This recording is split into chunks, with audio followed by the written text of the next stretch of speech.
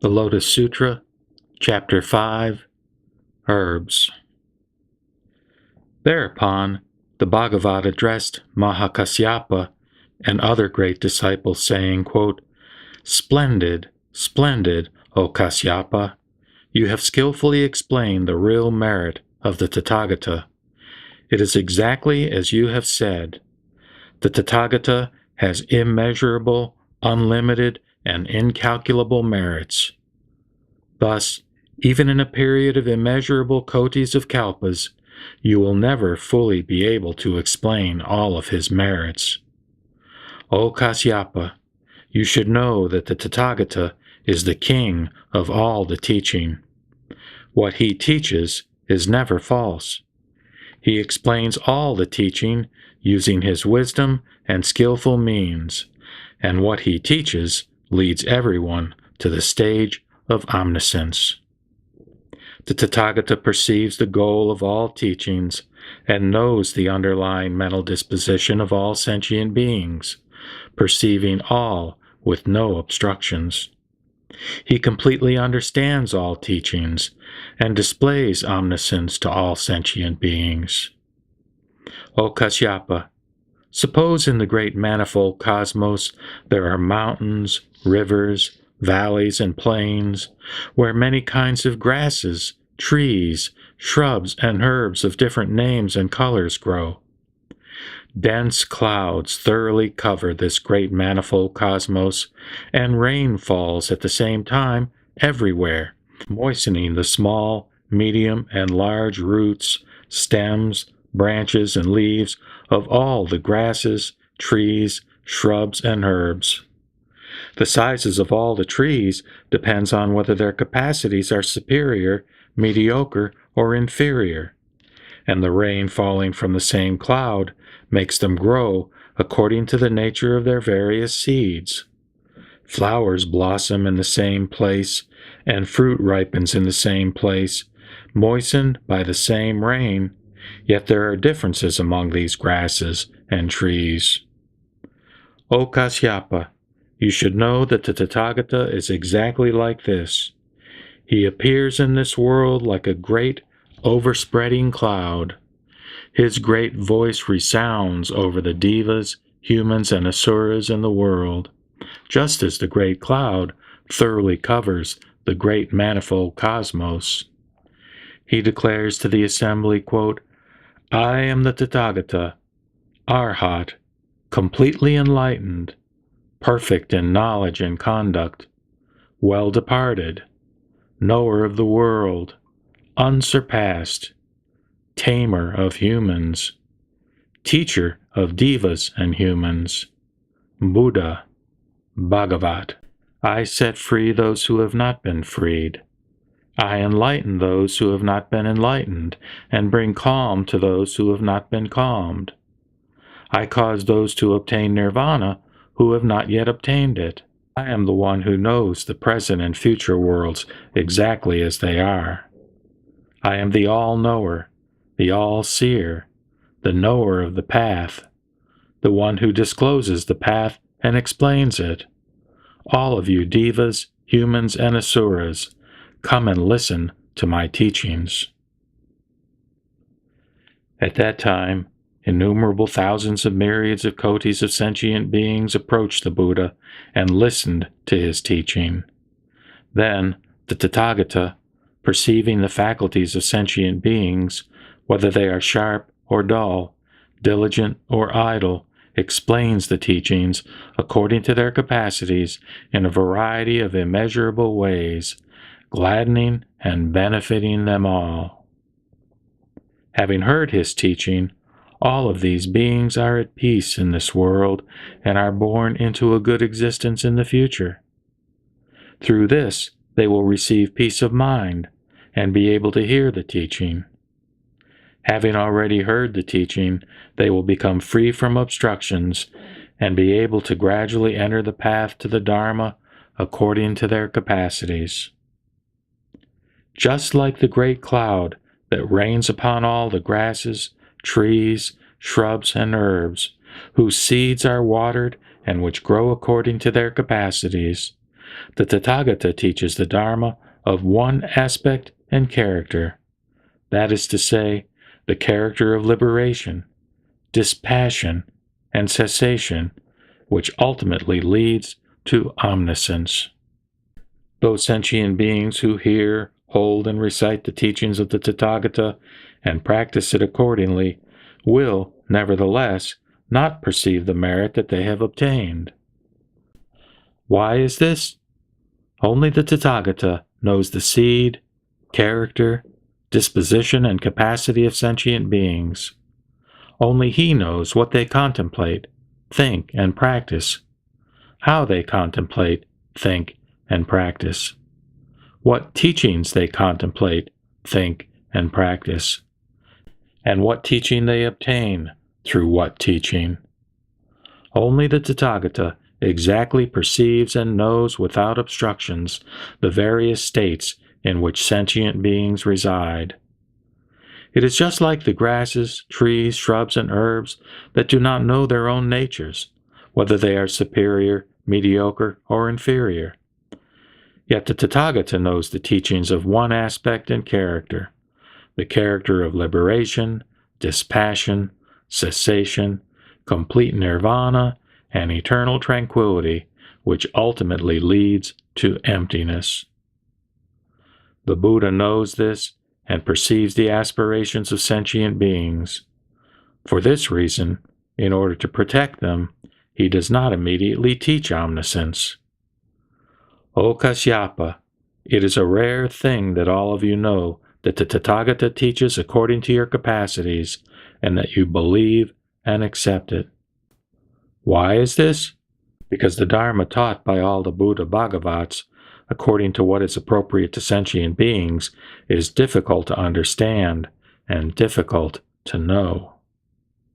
Thereupon, the Bhagavat, wanting to elaborate on the meaning of this further, spoke these verses. The King of the Dharma, the destroyer of delusive existence, appears in the world and, keeping in mind the aspirations of sentient beings, teaches the Dharma in various ways according to the wishes of sentient beings. The Tathagata is greatly distinguished, and his wisdom is profound.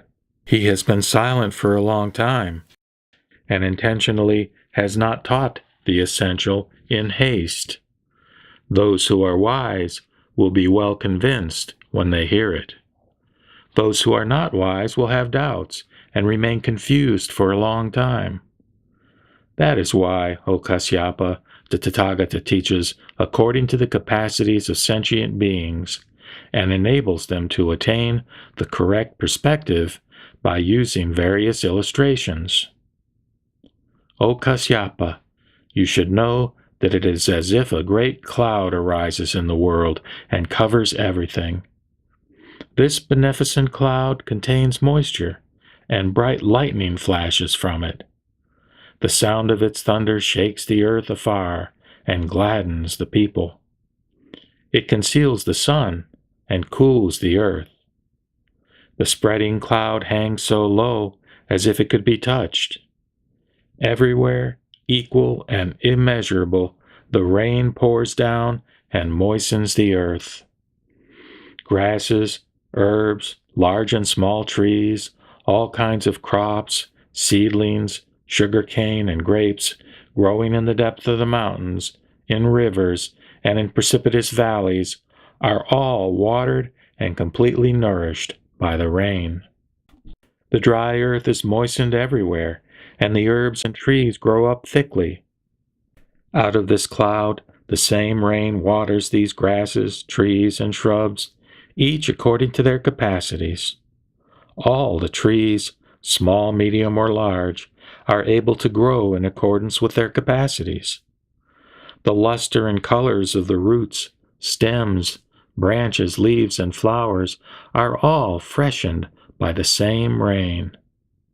Each of these, although receiving the same moisture, reaches a greater or lesser size in accordance with their different dispositions, characteristics, and natures. The Buddha is exactly like this. He appears in the world as a great cloud which covers everything universally. Once appearing in this world, he illuminates and explains the essence of the teachings for the sake of beings. The great seer, the Bhagavat, expounds this to the assembly of all the devas and humans. I am the Tathagata, the best of humans. I appear in the world to nourish sentient beings, just as the great cloud moistens all the withered trees. I cause everyone to be rid of suffering and attain ease of heart, worldly happiness, and the joy of nirvana. So, devas and humans, listen carefully. Come, all of you, and look at the highest one. I am the Bhagavat. No one is equal to me. I appear in this world to bring peace of mind to sentient beings and to teach the Dharma of immortality to the great assembly. This Dharma has a single flavor of liberation and nirvana. I expound its meaning with the same subtle voice, always making the Mahayana the subject of my illustrations. I see everywhere and regard all as equal. I have no feelings of like or dislike. For me there is no this or that, nor do I have either love or hate. I have no attachments and make no distinctions, and so always teach the Dharma equally to all, and teach the same thing to one person as I teach to everyone else. I always teach the Dharma and nothing else. Going or coming, sitting or standing, I never tire of satisfying the world, just like the rain that gives nourishment universally. I tirelessly pour down the rain of the Dharma equally on those who are noble or humble, superior or inferior, who keep or break the precepts, who have good or bad conduct, right or wrong views, sharp or dull faculties. According to their power to understand, all sentient beings who hear my teaching dwell in various stages.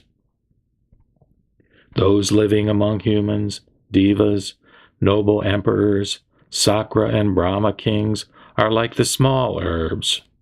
Those who know the incorruptible Dharma, who are able to attain nirvana, have the 6 transcendent powers and have attained the 3 sciences. Those who live alone in mountain forests, always practicing meditation, and who attain the enlightenment of the Pratyeka Buddhas are like the medium-sized herbs. Those who seek the stage of the Bhagavat, thinking that they will become Buddhas, and practice persistence and meditation are like the large herbs. The heirs of the Buddhas, who concentrate on the path of the Buddha, who always cultivate compassion within themselves and know definitely without a doubt that they will become Buddhas, are like the small trees. Those who are comfortable with transcendent powers, who turn the irreversible wheel of the Dharma and save innumerable hundreds of thousands of kotis of sentient beings, are the Bodhisattvas, who are like the large trees. The Buddha's equal teaching is like the rain of one flavor. The sentient beings accept it according to their different capacities, just as the grasses and trees each differently absorb the rain. The Buddha reveals the single teaching with illustrations using skillful means, and explains it with various explanations, and yet it is just a drop in the ocean compared to the Buddha's wisdom.